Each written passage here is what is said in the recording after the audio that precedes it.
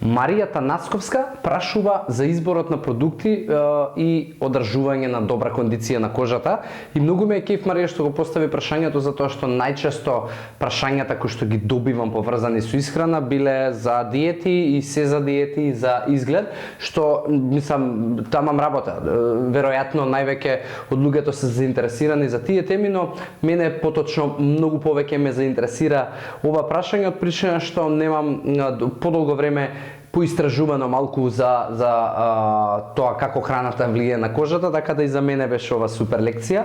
И вака, она што дефинитивно е точно дека исхраната влијае врз здравјето на кожата, затоа што кожата е нашиот најголем орган. Многу е жално што најчесто луѓето бараат решение од надвор кога ќе се случи проблем, бараат третмани, креми и така натаму, што е супер, но забораваат на оној дел кој што е многу поважен, на тоа внатре што добива кожата, затоа што најголем дел од храната која што ја добива кожата е тоа што ние го внесуваме преку уста, кој што го добиваат сите останати органи во нашето тело. Би издвоил неколку работи кои што се важни, не дека нешто би исклучиле од исхраната, се е важно, но конкретно за кожата, прва работа, УВА и УВБ зрачењата создаваат слободни радикали и многу може да оштетуваат кожата, затоа употреба на креми и тоа попрепорачливо ако може природна козметика, кој што нема парабени и сулфати, кој што има заштитен фактор од УВА и УВБ зрачењата, е супер. Второ, антиоксиданси. Антиоксидансите се борат против слободните радикали и ќе го намалуваат нивото на нивниот ефект.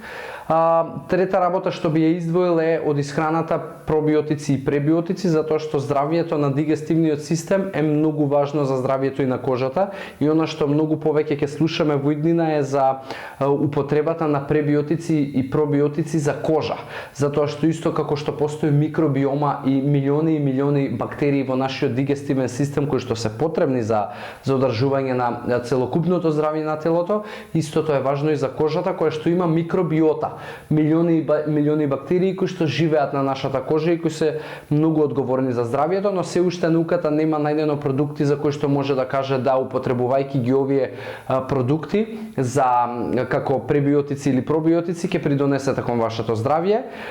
Исто така би издвоил хидрација, затоа што водата е таа која што го хидрира нашето тело, а хидрацијата е од текако голема важност за здравјето на кожата. И од суплементација, одна што е научно докажано, е колагенот. Се смета дека доколку се користи колаген како суплемент, 8% ќе има, тоест науката,